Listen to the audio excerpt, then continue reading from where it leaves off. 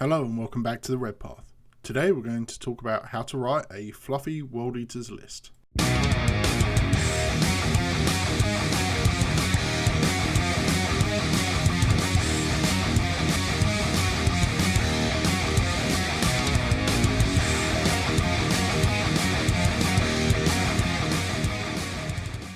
Most of the content on this channel focuses on tactics and competitive information, and even though hardcore competitive play is my main joy in 40k, I have a long relationship with narrative and fluffy gaming. I first got into 40k around Rogue Trader, but didn't really play, just collected some models and read the early White Dwarfs when it first started coming out. Also had some fantasy stuff I messed around with.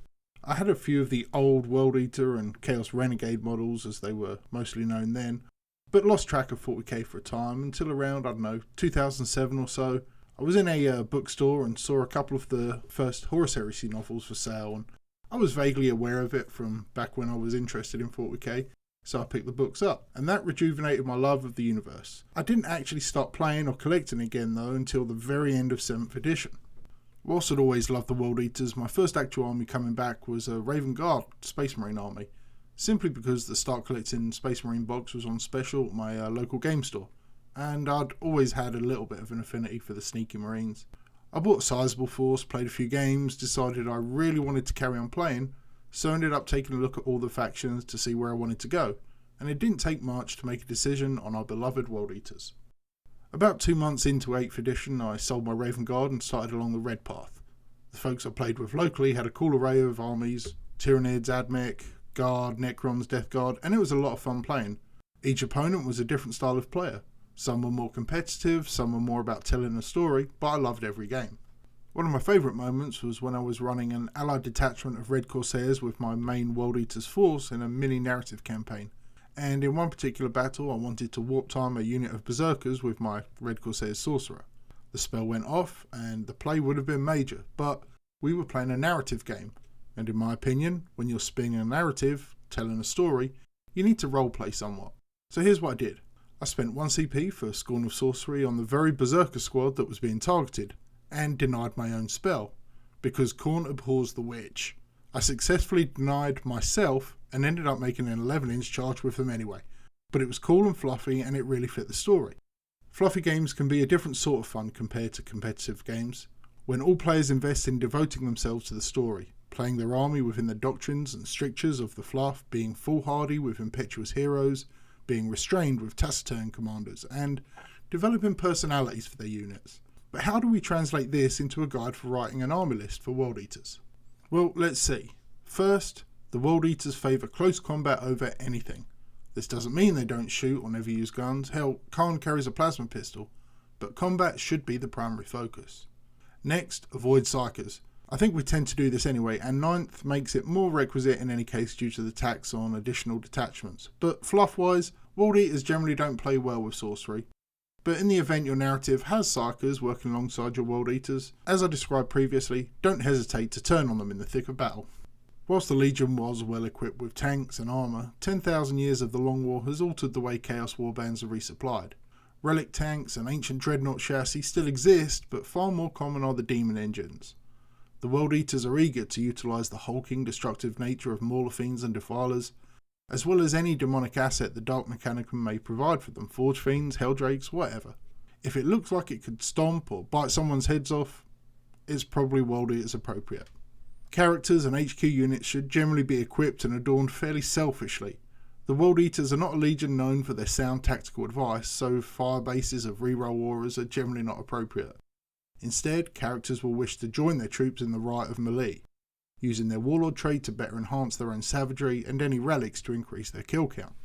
Whilst warpsmiths and apostles will always have a place, more focus should be placed on exalted champions and masters of executions, whom will be plentiful in any warband that favours World Eaters, and even Khorne demon princes for those champions who have truly earned the blood god's favour. Next, where possible, factor your squad choices by 8. Whether you decide to consider 7 Berserkers as a retinue for an exalted champion, or you wish to send a rampaging horde of 16 possessed across the tabletop, try and squeeze in the number 8 wherever you can. We receive no benefits from it, at least currently, but this is the way. Now, what about other units? Raptors, Warp Talons, Mutilators, Terminators, and even Havocs all have precedent as oft-utilised battlefield roles for the World Eaters. Assault companies among the Old Legion would frequently use jump packs, and a devotion to combat would push Cornate Assault Marines toward becoming Warp Talons relatively often. I'm unsure whether Mutilators will continue to be a thing when a codex finally drops, but the lore describes them as former traitorous Terminators with an affinity for close combat, something that perfectly fits the World Eaters. Similarly, Terminators themselves are perfect vehicles for Berserkers to use to more successfully achieve combat.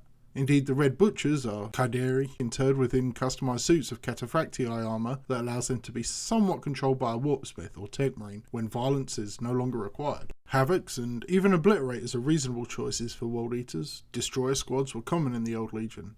These were units of warriors who used radioactive ranged weaponry at the cost of their own immortality to brutally and effectively eliminate enemies.